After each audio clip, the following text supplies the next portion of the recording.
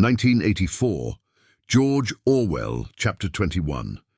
"There are 3 stages in your reintegration," said O'Brien. "There is learning, there is understanding, and there is acceptance. It is time for you to enter upon the 2nd stage." As always, Winston was lying flat on his back. But of late, his bonds were looser. They still held him to the bed, but he could move his knees a little and could turn his head from side to side and raise his arms from the elbow. The dial, also, had grown to be less of a terror. He could evade its pangs if he was quick-witted enough. It was chiefly when he showed stupidity that O'Brien pulled the lever. Sometimes they got through a whole session without use of the dial. He could not remember how many sessions there had been. The whole process seemed to stretch out over a long, indefinite time, weeks possibly, and the intervals between the sessions might sometimes have been days, sometimes only an hour or 2. "As you lie there," said O'Brien, "you have often wondered, you have even asked me, why the Ministry of Love should expend so much time and trouble on you. And when you were free, you were puzzled by what was essentially the same question. You could grasp the mechanics of the society you lived in, but not its underlying motives. Do you remember writing in your diary, 'I understand how, I do not understand why'? It was when you thought about why that you doubted your own sanity.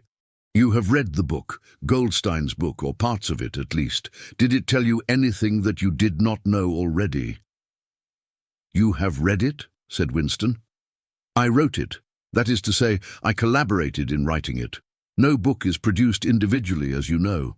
Is it true, what it says? A description, yes. The program it sets forth is nonsense. The secret accumulation of knowledge, a gradual spread of enlightenment, ultimately a proletarian rebellion, the overthrow of the party. You foresaw yourself that that was what it would say. It is all nonsense. The proletarians will never revolt, not in 1,000 years or 1,000,000. They cannot. I do not have to tell you the reason. You know it already. If you have ever cherished any dreams of violent insurrection, you must abandon them. There is no way in which the party can be overthrown. The rule of the party is forever. Make that the starting point of your thoughts." He came closer to the bed. "Forever," he repeated. "And now let us get back to the question of how and why. You understand well enough how the party maintains itself in power. Now tell me why we cling to power. What is our motive? Why should we want power? Go on, speak," he added as Winston remained silent. Nevertheless, Winston did not speak for another moment or 2. A feeling of weariness had overwhelmed him. The faint, mad gleam of enthusiasm had come back into O'Brien's face. He knew in advance what O'Brien would say, that the party did not seek power for its own ends, but only for the good of the majority, that it sought power because men in the mass were frail, cowardly creatures who could not endure liberty or face the truth and must be ruled over and systematically deceived by others who were stronger than themselves. That the choice for mankind lay between freedom and happiness, and that, for the great bulk of mankind, happiness was better.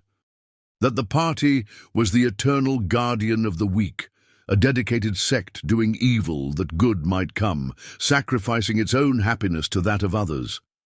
The terrible thing, thought Winston, the terrible thing was that when O'Brien said this, he would believe it. You could see it in his face. O'Brien knew everything. 1,000 times better than Winston, he knew what the world was really like. In what degradation the mass of human beings lived, and by what lies and barbarities the party kept them there. He had understood it all, weighed it all, and it made no difference. All was justified by the ultimate purpose.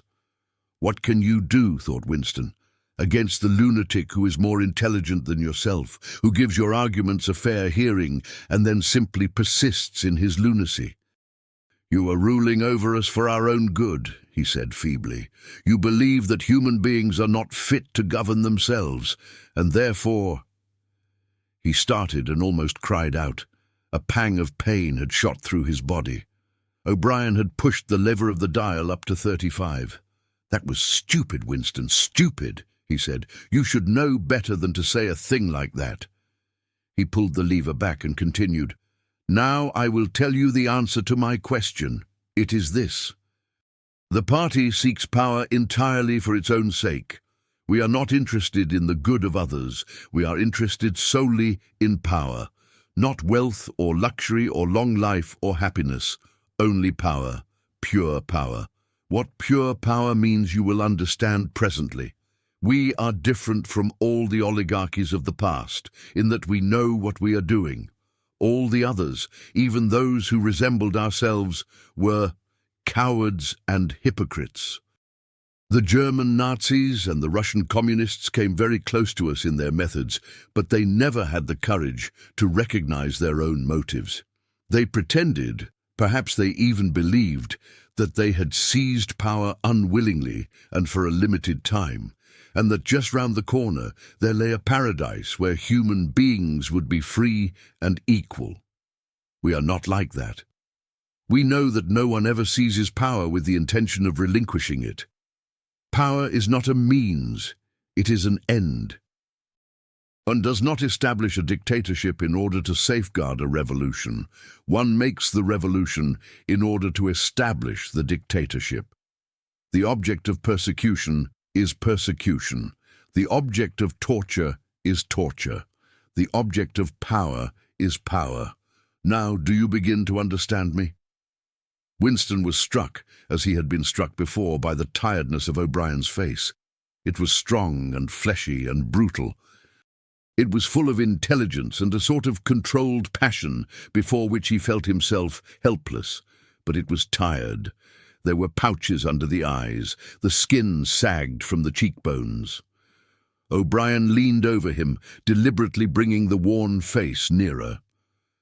"You are thinking," he said, "that my face is old and tired. You are thinking that I talk of power, and yet I'm not even able to prevent the decay of my own body. Can you not understand, Winston, that the individual is only a cell?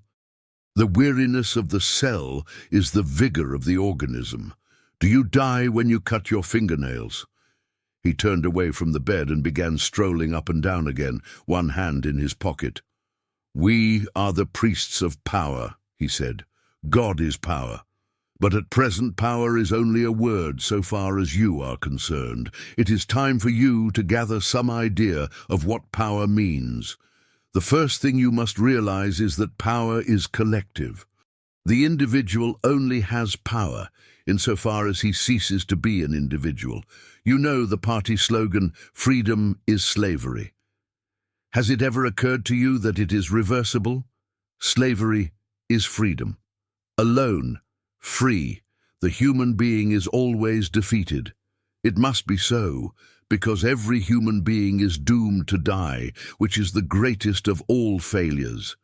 But if he can make complete, utter submission, if he can escape from his identity, if he can merge himself in the party so that he is the party, then he is all-powerful and immortal.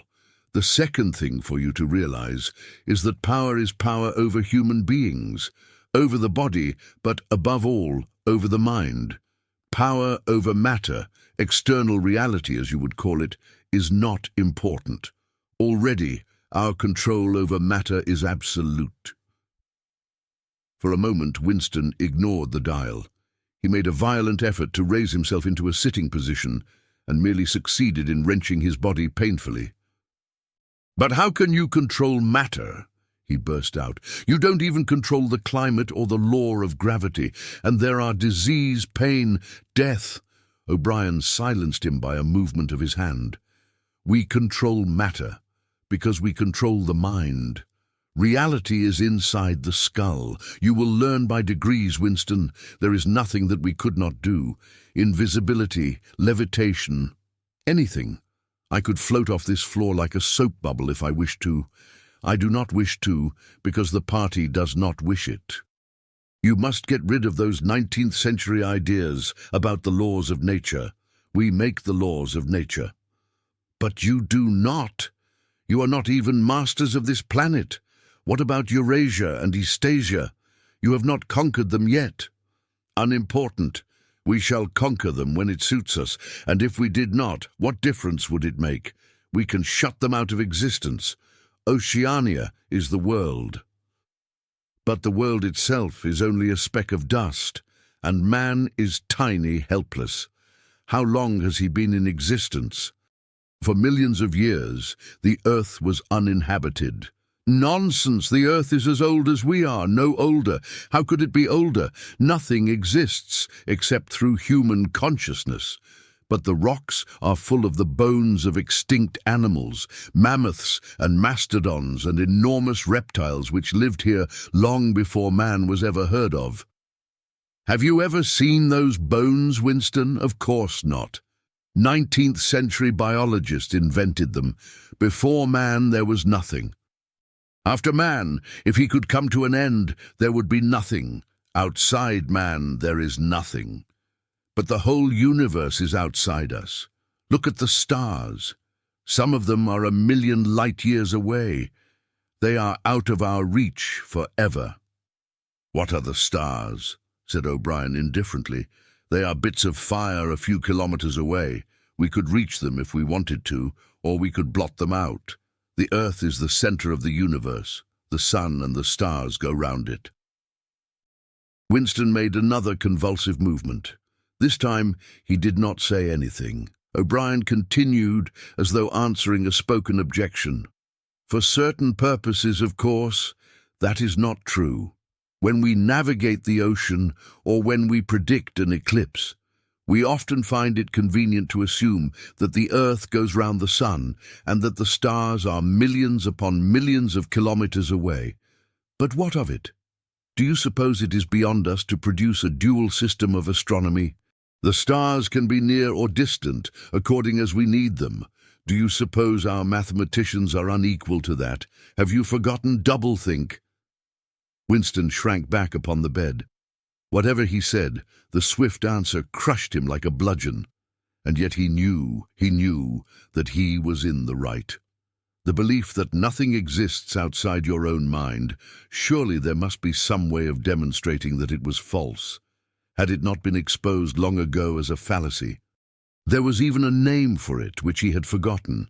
A faint smile twitched the corners of O'Brien's mouth as he looked down at him.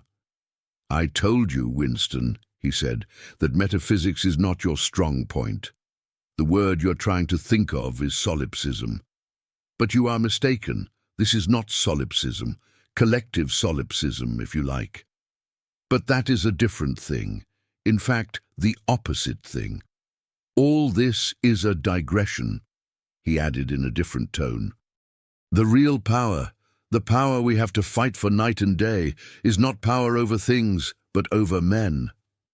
He paused, and for a moment assumed again his air of a schoolmaster questioning a promising pupil. "How does one man assert his power over another, Winston?" Winston thought. "By making him suffer," he said. "Exactly, by making him suffer. Obedience is not enough. Unless he is suffering, how can you be sure that he is obeying your will and not his own? Power is in inflicting pain and humiliation. Power is in tearing human minds to pieces and putting them together again in new shapes of your own choosing. Do you begin to see, then, what kind of world we are creating? It is the exact opposite of the stupid hedonistic utopias that the old reformers imagined. A world of fear and treachery is torment, a world of trampling and being trampled upon, a world which will grow not less but more merciless as it refines itself. Progress in our world will be progress towards more pain. The old civilizations claimed that they were founded on love or justice. Ours is founded upon hatred. In our world, there will be no emotions except fear, rage, triumph, and self-abasement. Everything else, we shall destroy everything. Already we are breaking down the habits of thought which have survived from before the revolution. We have cut the links between child and parent, and between man, and between man and woman. No one dares trust a wife or a child or a friend any longer, but in the future there will be no wives and no friends. Children will be taken from their mothers at birth, as one takes eggs from a hen. The sex instinct will be eradicated. Procreation will be an annual formality, like the renewal of a ration card. We shall abolish the orgasm.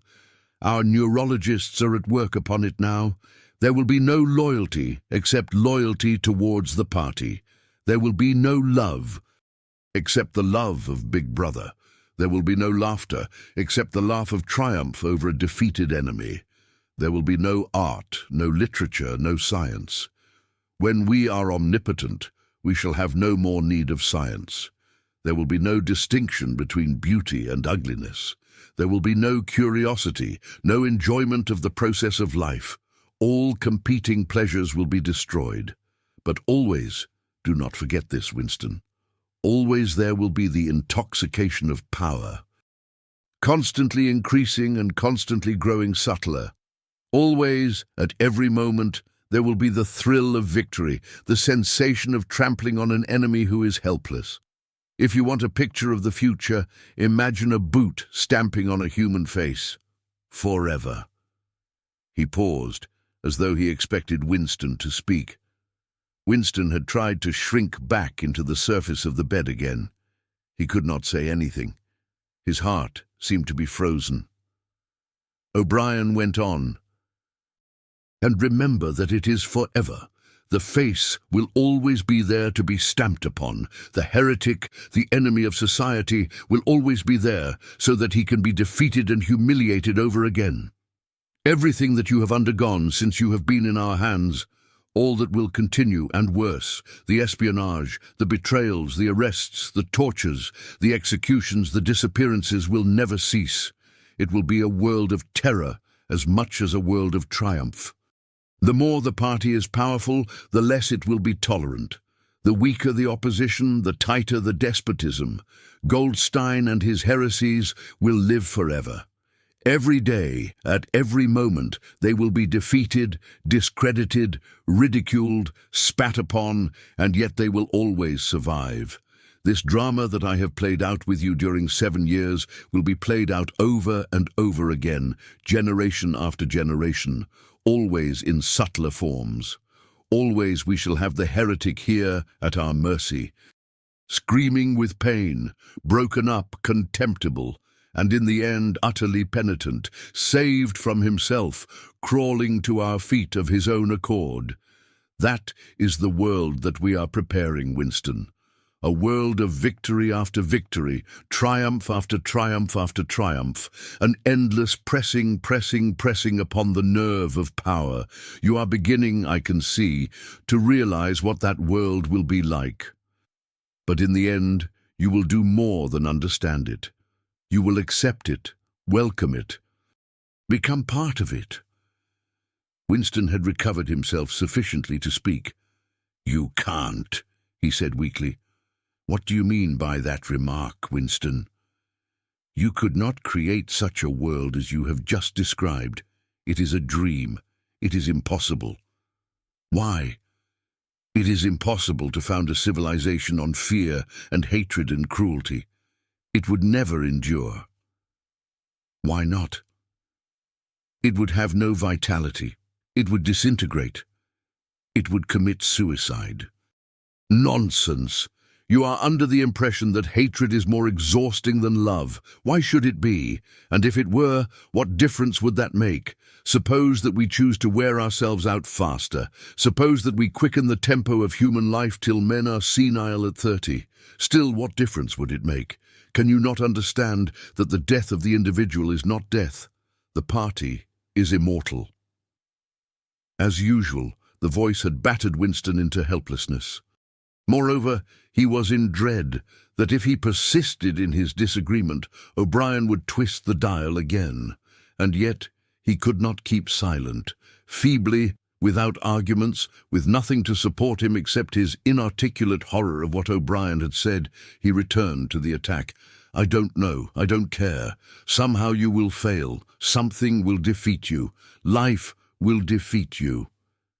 "We control life, Winston, at all its levels." You are imagining that there is something called human nature which will be outraged by what we do and will turn against us. But we create human nature. Men are infinitely malleable. Or perhaps you have returned to your old idea that the proletarians or the slaves will arise and overthrow us. Put it out of your mind. They are helpless, like the animals. Humanity is the party. The others are outside, irrelevant. I don't care. In the end, they will beat you. Sooner or later, they will see you for what you are, and then they will tear you to pieces. Do you see any evidence that that is happening, or any reason why it should? No, I believe it. I know that you will fail. There is something in the universe, I don't know, some spirit, some principle, that you will never overcome. Do you believe in God, Winston? No. Then what is it, this principle that will defeat us? I don't know. The spirit of man. And do you consider yourself a man? Yes. If you are a man, Winston, you are the last man. Your kind is extinct. We are the inheritors. Do you understand that you are alone? You are outside history. You are non-existent. His manner changed, and he said more harshly, and you consider yourself morally superior to us, with our lies and our cruelty. Yes, I consider myself superior. O'Brien did not speak. Two other voices were speaking. After a moment, Winston recognized one of them as his own. It was a soundtrack of the conversation he had had with O'Brien on the night when he had enrolled himself in the Brotherhood. He heard himself promising to lie, to steal, to forge, to murder, to encourage drug-taking and prostitution, to disseminate venereal diseases, to throw vitriol in a child's face. O'Brien made a small, impatient gesture, as though to say that the demonstration was hardly worth making. Then he turned a switch, and the voices stopped. "Get up from that bed," he said. The bonds had loosened themselves. Winston lowered himself to the floor and stood up unsteadily. "You are the last man," said O'Brien. "You are the guardian of the human spirit. You shall see yourself as you are. Take off your clothes." Winston undid the bit of string that held his overalls together. The zip fastener had long since been wrenched out of them.